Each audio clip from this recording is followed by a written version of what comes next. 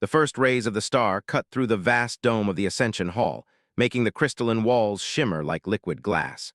The hall floated in orbit around a giant golden sun, suspended by nothing but centuries-old technology that hummed softly beneath the floor. This was the place where the galaxy's greatest leaders were chosen, where the destinies of entire civilizations were decided. Today, the air was thick with expectation, excitement, and a touch of fear. Candidates had gathered from across the stars. Some were towering figures with limbs that twisted in ways a human brain could hardly comprehend. Others had smooth, reflective skin that captured the light like mirrors. There were beings with 6 eyes, beings that could float without moving a muscle, and even creatures that communicated in colors that shifted across their bodies. Every one of them carried the pride of their species, and everyone believed they were destined to succeed. Humans were rare in this hall. The galaxy did not often see them, and when they did, many regarded them as primitive. Humans lacked natural weapons, did not have extreme longevity, and could not survive in the harshest environments without technology. Most assumed that no human could ever be more than a minor curiosity in a ceremony of such magnitude. Yet today, one human had arrived. He walked slowly into the hall, his steps careful but steady. He wore a simple cloak of dark fabric, nothing ornamental, nothing flashy. His hands were empty. He carried no advanced tools, no hidden devices. He simply walked, shoulders straight, eyes steady, and head held high. His name was Kale, and he was determined to be seen as more than the galaxy had expected of humans. The council members, seated in a high circle above the main floor, watched him with polite curiosity.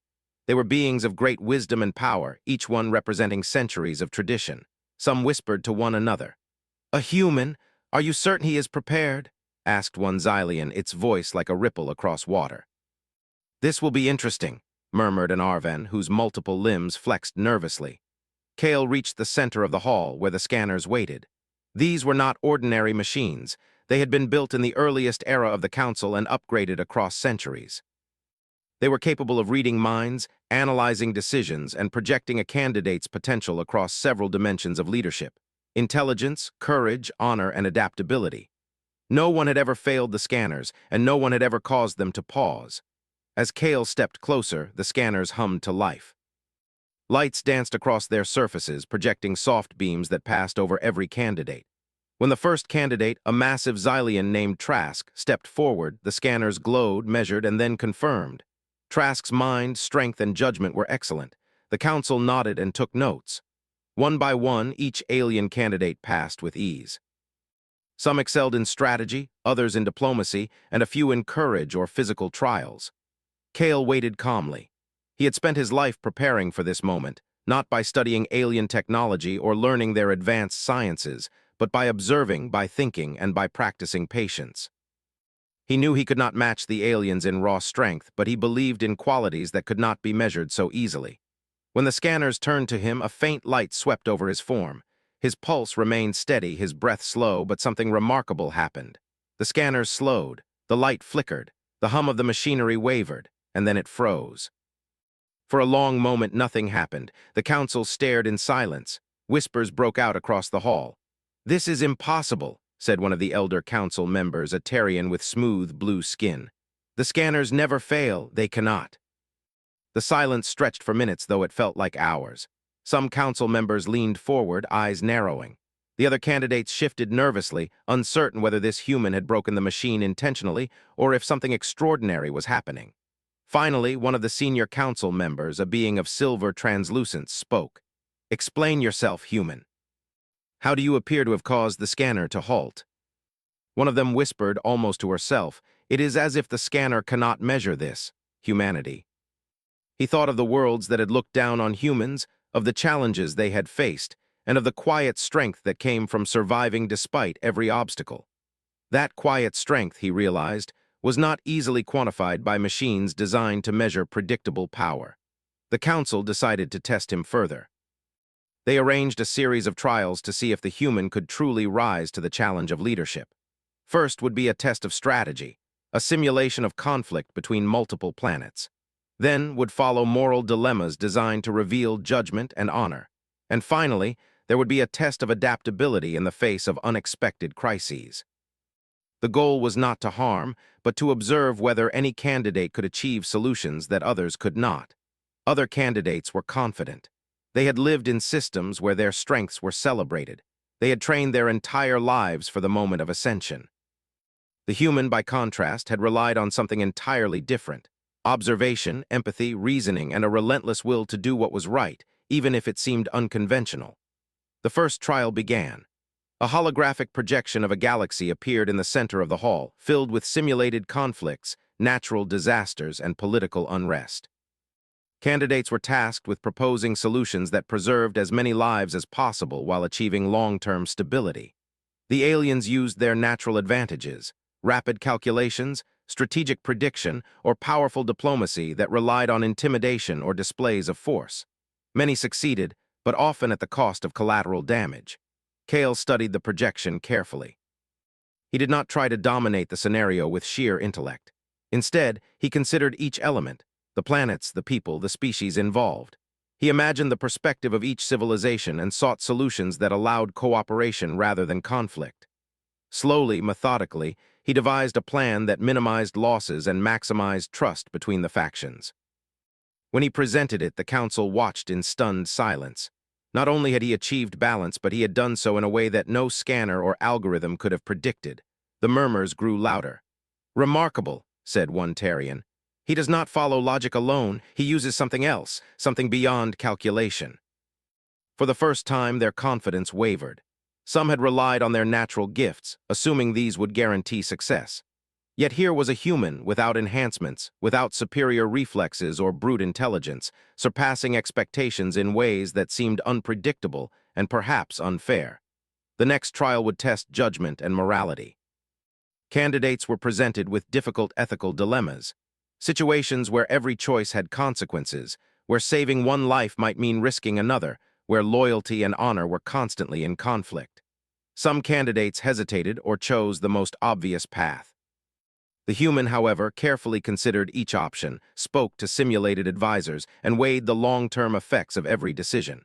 Time and again, his choices preserved lives and created trust among conflicting parties. The council's whispers turned to audible amazement. By the time the final trial of the day arrived, the atmosphere in the hall had changed. The other candidates now looked at Kale not with dismissive amusement, but with suspicion and curiosity. The human had proven that he was neither weak nor unworthy. Yet there remained a question that even the scanners could not answer. Could this human truly lead across a galaxy that had never valued his kind? Kale stood quietly as the council conferred. His presence was calm but commanding. He did not seek attention, yet it found him. His eyes scanned the hall, seeing not just the council or the candidates, but the full weight of history that had brought him here. Every human who had struggled, every world that had doubted his people, had led to this moment. He felt a quiet confidence, a steady belief that humans had unique strengths, empathy, adaptability, courage, that could change the galaxy even if others had never recognized them. The council finally spoke, announcing that the trials would continue the next day.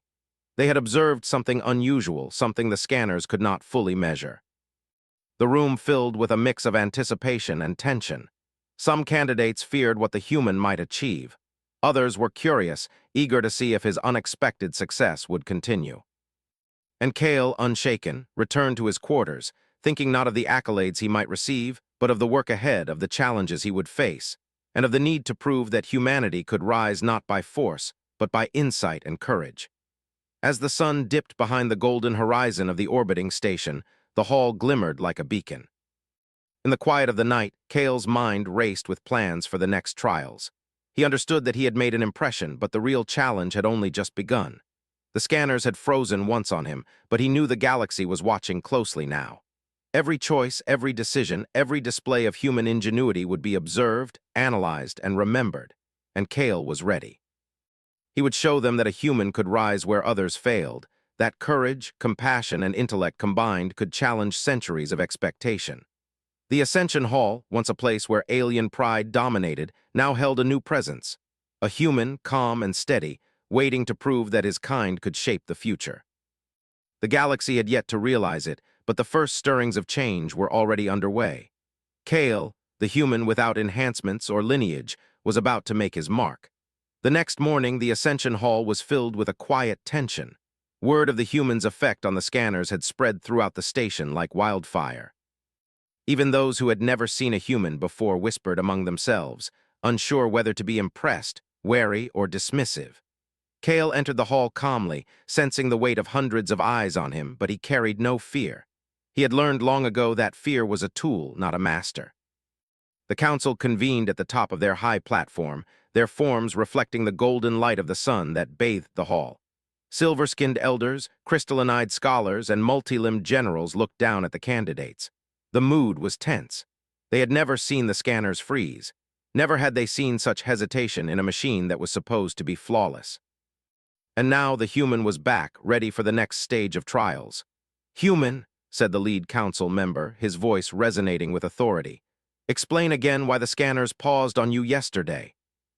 "I only rely on observation, reasoning, and the courage to act when necessary."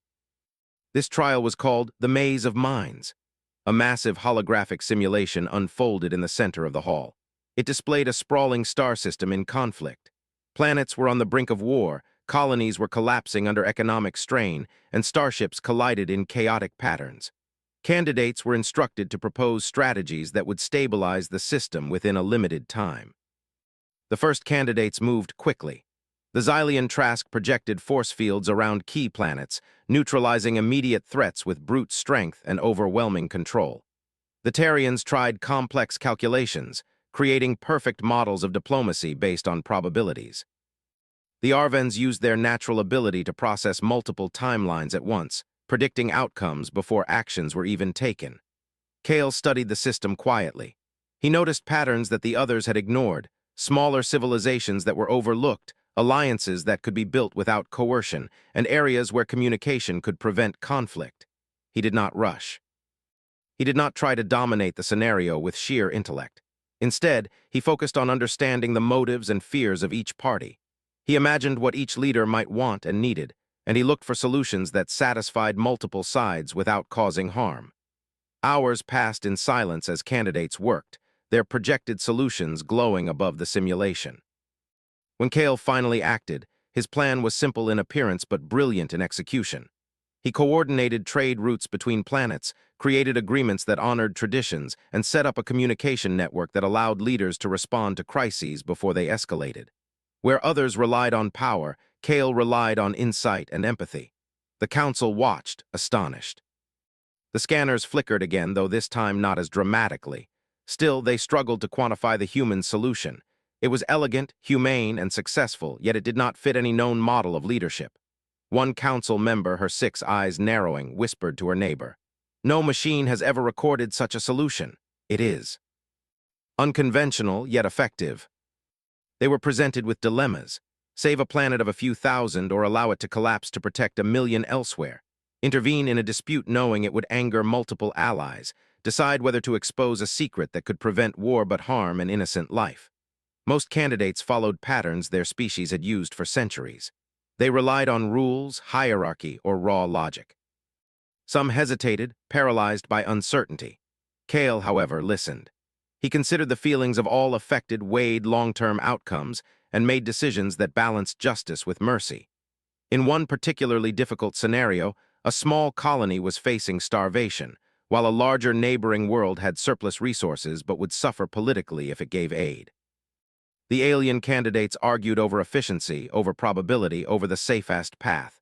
Kale calmly suggested sharing resources strategically, creating mutual agreements, and ensuring both worlds benefited without feeling exploited. The council watched in awe as the simulation accepted his solution instantly, ending the crisis without casualties. "Remarkable," said the Silver Elder. "He does not follow our laws, our methods, yet he succeeds where others fail." He relied on flexibility, understanding, and courage, the ability to act decisively while considering morality and long-term impact. The final trial of the day was the test of adaptability. Candidates were placed in a series of simulated crises designed to test how quickly and effectively they could respond to unforeseen challenges.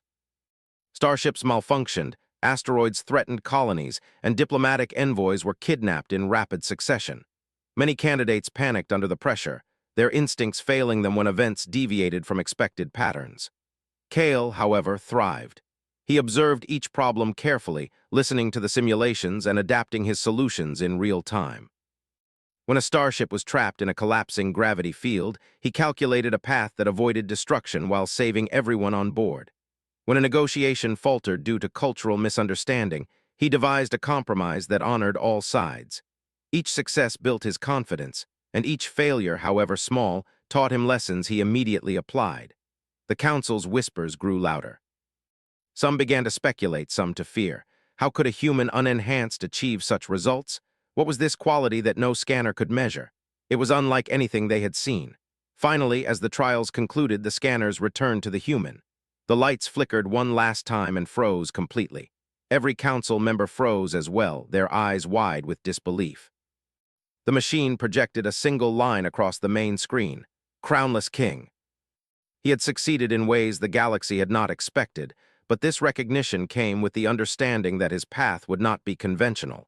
One elder finally spoke, her voice trembling with awe. "It seems the human embodies qualities beyond our measurement. The scanners cannot comprehend him, and perhaps they never will." His actions had spoken louder than any explanation. The council conferred among themselves, deciding that the trials would continue over the next week to test the human's leadership in increasingly complex situations. But the first stage had already made its mark. Kale had proven that humanity's strengths, resilience, empathy, adaptability, and moral courage could rival any alien ability and perhaps surpass them. As the candidates left the hall, some exchanged glances that betrayed new respect. Trask, the Xylian, approached Kale, his massive frame imposing yet hesitant. "Human," he said, "your methods are unusual but effective. I would be cautious of underestimating you." He understood that the scanner's freeze was not a malfunction, but a recognition that something unprecedented had occurred. It was a reminder that humans, though underestimated, possessed qualities that could not be reduced to numbers or probabilities. In the quiet, Kale considered the trials ahead. They would become more difficult, more complex, and more dangerous, yet he felt ready. His mind was sharp, his spirit steady, and his purpose clear.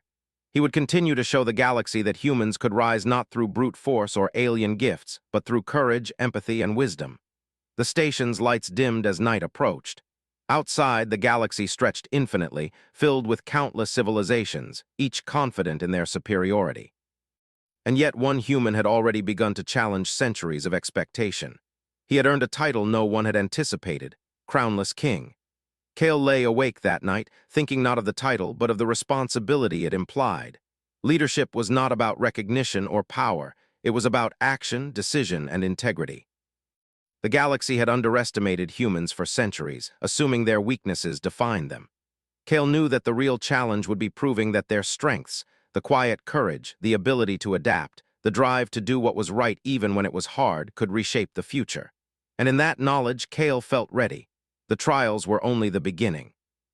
The galaxy would soon understand that a human, even without enhancements or lineage, could rise above expectation and lead with a power far greater than any scanner could measure. The following day, the trials resumed. The air in the Ascension Hall was thick with anticipation. Word of the human Kale had already spread beyond the station to neighboring star systems. Some species were curious, others were skeptical. The council's elders were cautious, knowing that the scanner's freeze was unprecedented, yet there was no denying the human had passed the first trials with skill and composure. The next series of challenges was designed to test creativity, leadership under pressure, and moral decision-making in scenarios that could not be predicted. The first exercise involved the interstellar conflict simulation, a holographic projection of a galaxy in chaos.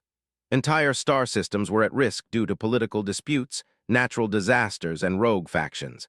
Candidates were tasked with restoring stability, protecting as many lives as possible, and ensuring long-term peace. The other candidates moved swiftly. Trask, the Xylian, created defensive zones and used brute force to subdue hostile factions. The Terrians relied on calculations to predict enemy movements, employing intimidation as a tool to achieve compliance. The Arvans used their multiple timelines to anticipate crises before they happened. Each candidate worked within their strength, confident that their natural abilities would ensure success. Kale observed quietly. He did not rush or attempt to dominate the simulation. Instead, he looked at the situation from multiple angles. He considered the motivations and fears of each faction, the hidden opportunities for collaboration, and the long-term consequences of every choice. He understood that victory through force alone might bring temporary peace, but it could not build trust or unity. He began to implement a strategy that relied not on strength, but on understanding. He coordinated trade agreements, facilitated communication between hostile planets, and created alliances that allowed factions to solve disputes peacefully. Each move was measured and intentional. Where the aliens relied on power and prediction, Kale relied on insight and human ingenuity. The Council watched silently, astonished. The scanners flickered again, struggling to quantify Kale's approach. It was precise, effective, and unexpectedly humane. The other candidates glanced at each other uneasily, realizing that their usual advantages were not enough to outshine the human.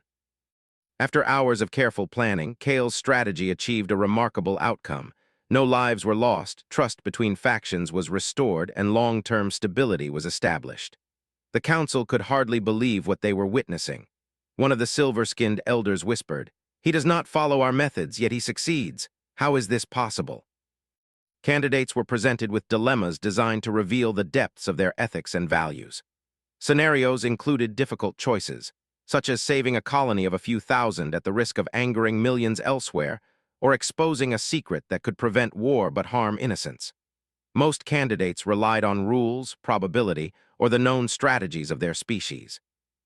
Some hesitated, unsure how to act when every option carried risk. Kale listened to the simulations, considered all outcomes, and chose solutions that balanced justice and mercy. In one case, a small colony faced famine while a nearby planet had surplus resources. Alien candidates debated efficiency and advantage, unsure which solution would satisfy the scanners. Kale devised a plan to share resources strategically, ensuring both colonies benefited without political tension. The council watched, awed, as the simulation recognized his approach as both effective and fair. By midday, it was clear that Kale was exceptional. The other candidates began to feel a growing unease.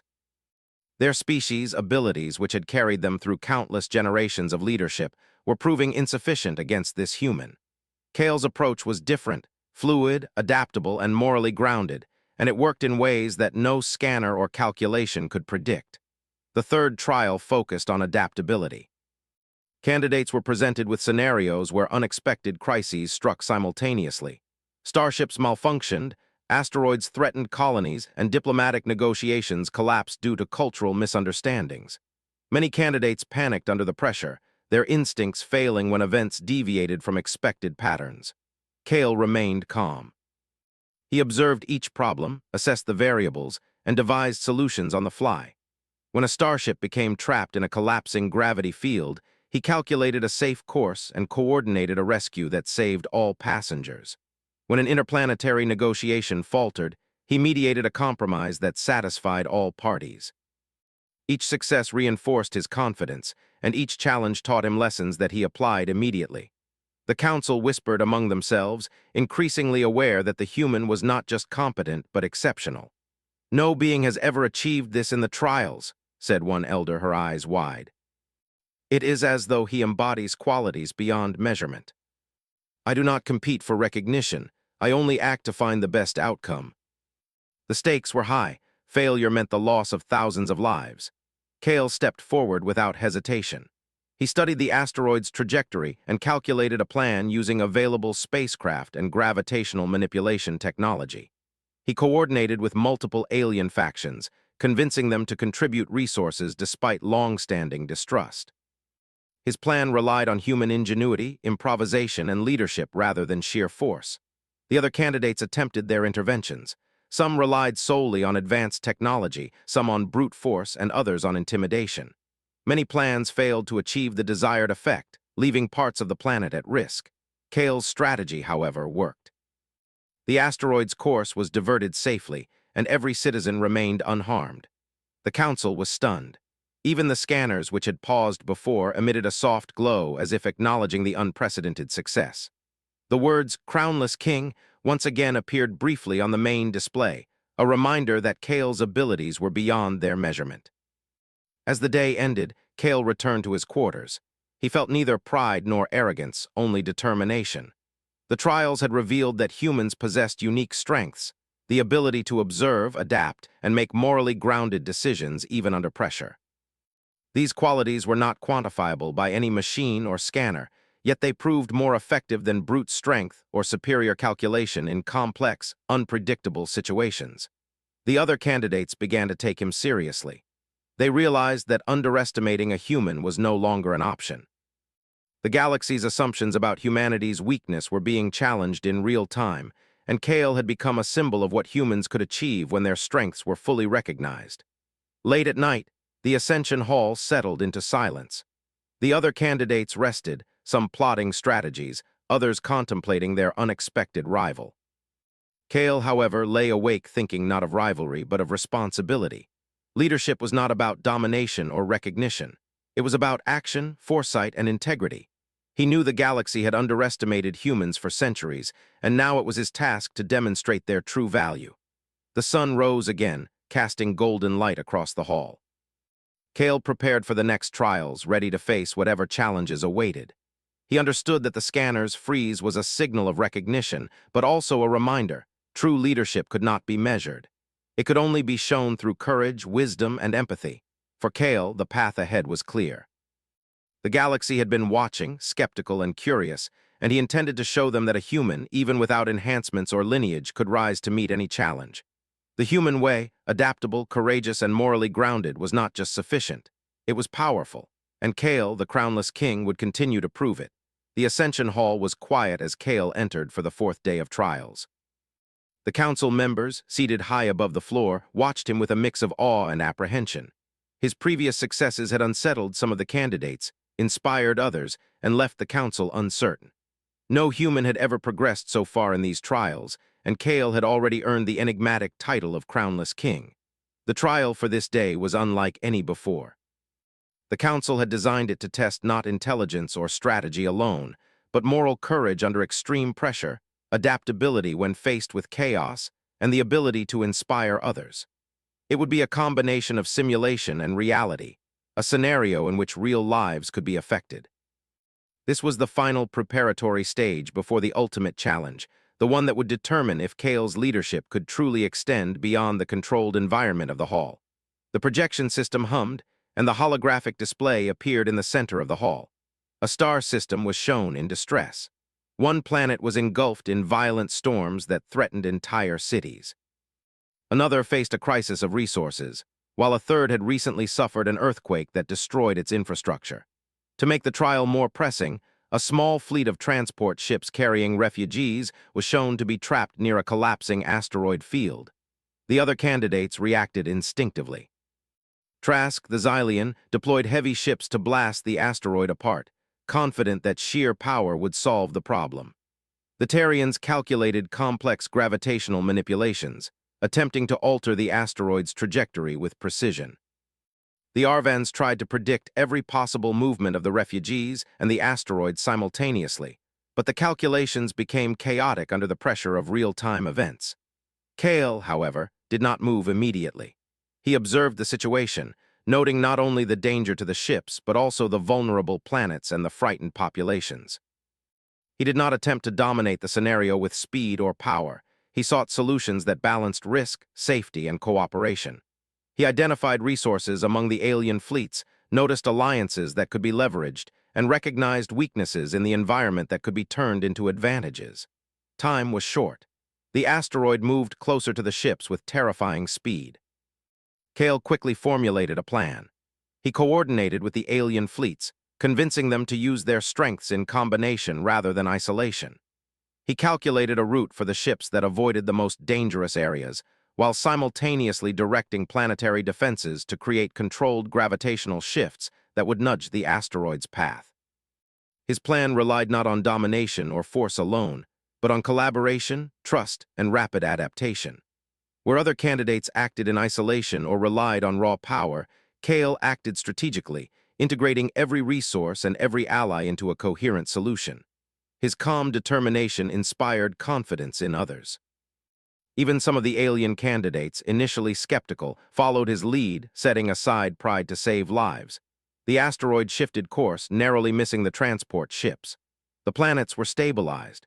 Refugees were safely guided to temporary shelters, and infrastructure damage was minimized. The council watched in stunned silence as the trial concluded. Where others had relied on calculations or brute force, Kale had relied on human intuition, creativity, and moral courage, and he had succeeded spectacularly. One council member, a Tarian with reflective skin that shimmered in the sunlight, spoke first. "He does not follow the rules we know. He does not rely solely on strength or calculation, yet he succeeds where others fail." How can this be measured? The council decided to push Kale further. For the second phase of the day, he would face a live moral challenge involving multiple species and real-world consequences. A fleet of cargo ships carrying supplies to a system affected by famine had been reported as being blocked by pirates. The council had contacted the leaders of the fleet, who confirmed that the situation was urgent. Kale was tasked with devising a solution that would secure the supplies without unnecessary conflict or loss of life. The other candidates expressed doubt. "It is impossible to negotiate with pirates in such a short time," one Xylian said. "Force is the only solution." He contacted the fleet commanders and established communication with the pirate leaders. He learned that the pirates were not purely malicious.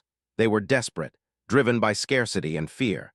Instead of attacking, Kale offered solutions that appealed to their interests while ensuring the supplies reached the famine-stricken planet. He proposed safe trade routes, a share of the cargo in exchange for cooperation, and guarantees that the fleet would protect their operations from rival threats. The pirates agreed. Supplies reached the planet safely. Lives were saved. The council, witnessing the outcome, could not hide their astonishment. Kale had resolved a conflict that many assumed would require violence, relying instead on empathy, negotiation, and practical reasoning. The other candidates were shaken. They had relied on force, calculation, or intimidation, and yet the human had achieved the goal without harming anyone. The hall echoed with whispers of admiration and disbelief. Even Trask, the Xylian, approached Kale privately. "You are unlike anything I have seen. Your methods, they work, I cannot deny it." The council introduced simulations involving multi-system conflicts, where decisions in one area could affect the fate of entire civilizations elsewhere. The alien candidates struggled to adapt, relying on their natural abilities and training. Kale, however, remained focused, applying the same principles: observation, cooperation, empathy, and decisive action. By evening, the council had gathered to review the results. Kale's performance was unparalleled. He had not only solved problems effectively, but had inspired cooperation among disparate species, minimized casualties, and demonstrated leadership qualities that no scanner or traditional test could measure. The title Crownless King seemed more fitting than ever, as he had shown that leadership could exist without dominance, lineage, or formal authority. The council conferred in private. Some members expressed concern. Could a human with no enhancements truly guide multiple species and systems? Would his methods hold under the ultimate test of leadership? Others argued that Kale had proven a fundamental truth. Humans possessed qualities that other species could not replicate, and those qualities might be exactly what the galaxy needed in a new era of cooperation and understanding. As Kale left the council chamber, he reflected on the day's events. He understood that his path was unique. He was not like the other candidates. He did not rely on power or speed, calculation or intimidation. He relied on insight, courage, and empathy. These traits had carried him through challenges that others assumed were impossible. The trials had proven that humanity's strengths were different, but not lesser. In fact, in many ways, they were superior. That night, Kale stood on the observation balcony of the Ascension Hall, looking out at the stars stretching infinitely across the galaxy. Each star represented a civilization, a culture, a world with hopes and fears of its own. He thought of the people he had helped in the trials, the choices he had made, and the lives that had depended on his judgment. He felt a quiet responsibility. Leadership was not about titles or recognition. It was about action, integrity, and the ability to make difficult decisions when others hesitated. Kale understood that the final trial would test everything he had learned: strategy, morality, adaptability, and the capacity to lead under extreme pressure. The galaxy had underestimated humans for centuries, assuming their limitations defined them. Kale knew that he would have to demonstrate beyond doubt that human qualities, empathy, creativity, courage, and insight, were not weaknesses but powerful tools that could shape the future. As the golden light of the sun faded behind the station's horizon, Kale prepared himself for the challenges ahead. The title of Crownless King was not just a recognition, it was a warning and a promise. The galaxy would soon witness a new kind of leadership, one defined not by lineage, enhancements, or raw power, but by human qualities that no scanner could measure and no alien could predict. In that quiet moment, Kale felt a sense of calm determination. The final trial was approaching, and it would be the ultimate test of everything he had proven so far. The galaxy was watching, the council was waiting, and Kale knew that he would face this trial with the same principles that had guided him from the beginning: courage, empathy, insight, and the unwavering belief that humans could rise to meet any challenge, no matter how impossible it seemed. The stars stretched endlessly before him, each one a reminder of the worlds he sought to protect, the lives he aimed to save, and the future he hoped to shape.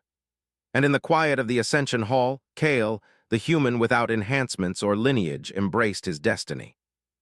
He was the crownless king, and his greatest trial was still to come. The final day of the trials arrived with a weight heavier than any previous challenge. The Ascension Hall, floating silently around its golden sun, was filled with tension that even the brightest stars could not dispel. Every council member, every candidate, and every observer knew that this would determine the true leader.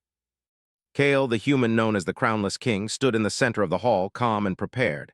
The eyes of the galaxy were upon him. The council addressed him first. "Kale," said the silver-skinned elder, her voice steady but tinged with anticipation, "the final trial will not be a simulation. This is a real crisis, and your decisions will carry immediate consequences. Your success or failure will define whether you are fit to guide others." Time was limited, and failure would cost lives. The other candidates reacted instinctively. Trask, the Xylian, barked orders to his forces, attempting to assert control through intimidation. The Terrians relied on calculated interventions, attempting to predict every movement of the crisis. The Arvens tried to simulate multiple outcomes simultaneously, but the real-world unpredictability overwhelmed their approach. Kale, however, did not panic. He surveyed the situation, noting the priorities: lives at risk, factions in conflict, and critical resources scattered across the planet.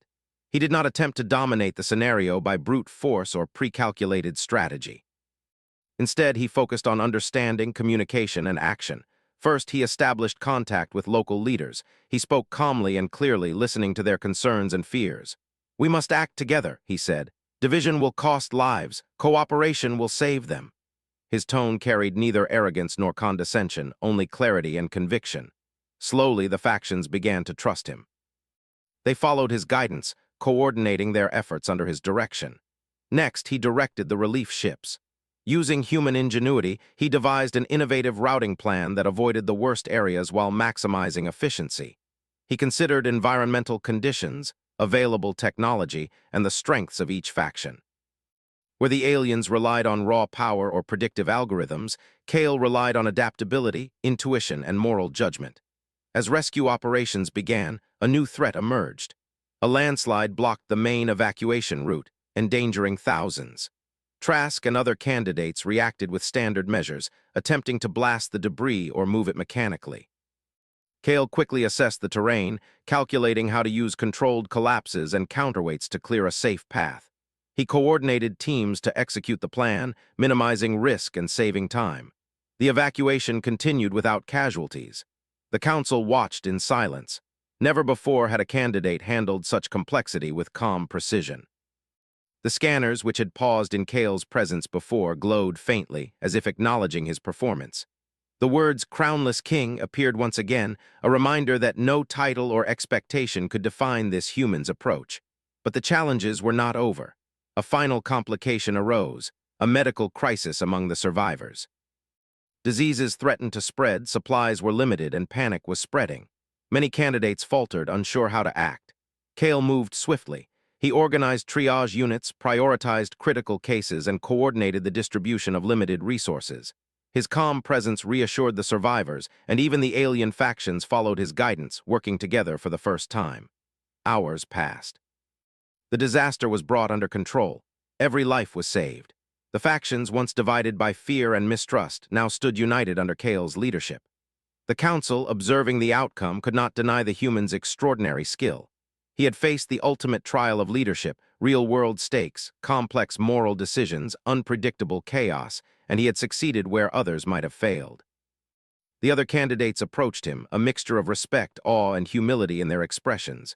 Trask, the Xylian, spoke first. "You are unlike anything I have known. Your methods are strange, yet they work. You have shown that strength alone is not enough. We rise not by fear or force, but by doing what is right, even when it is difficult." The trials had proven that humans, despite their perceived weaknesses, possessed qualities unmatched by any other species: empathy, adaptability, moral courage, and the ability to inspire cooperation. Finally, the council addressed Kale. "You have passed every trial. You have shown exceptional judgment, courage, and leadership. The scanners, which paused in your presence, now confirm your unique ability to guide not just a people, but entire civilizations. We recognize you as the Crownless King. It is defined by action, integrity, and the ability to protect and guide. You have shown all these qualities." Humans, long underestimated, were now seen as capable of leadership, innovation, and moral guidance. Kale traveled to various systems, not as a ruler in the traditional sense, but as a mediator, strategist, and guide. He worked with alien species to solve conflicts, improve infrastructure, and create alliances.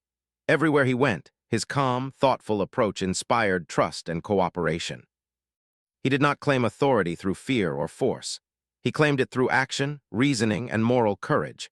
Even those who had doubted him began to recognize the value of human qualities.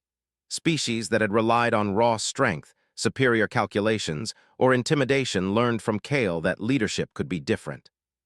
They saw that empathy, adaptability, and courage under pressure were just as powerful, perhaps even more so, than the abilities they had always prized. The Ascension Hall, once a place where alien pride dominated, had become a symbol of a new era.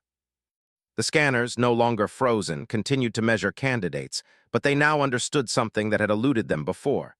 The human mind was unique, capable of solutions and leadership beyond any algorithm or formula. Kale's reputation grew.